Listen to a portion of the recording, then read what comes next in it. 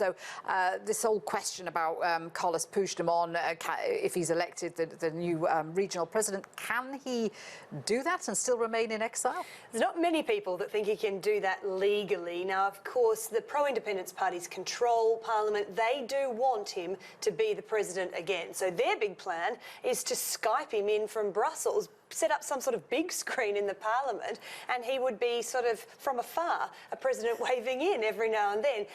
But the opposition said, we're not going to have a bar of this idea. Even the Catalan Parliament's legal advisors say they think it's probably illegal. You have to have a president that is actually physically present to fulfil his duties. And we also know that Mariano Rajoy, the Spanish Prime Minister, has said he thinks the idea is completely ridiculous. And if they do go ahead with it, then he'll refer it straight to the National Constitutional Court. So he's essentially saying there, look, if you do that, I'm pretty much prepared to bring back direct rule. I'll take over again, because that is not going to happen while I'm in control, is basically what he's saying. So we really are seeing, again, this collision course between the national government and the Catalan government over the whole concept of independence. And they will have to make a decision soon. It will come to a head because within the next couple of weeks, they do have to appoint the president. So this is something to watch for sure. Oh, so Carles Puigdemont might have a tricky choice ahead of him.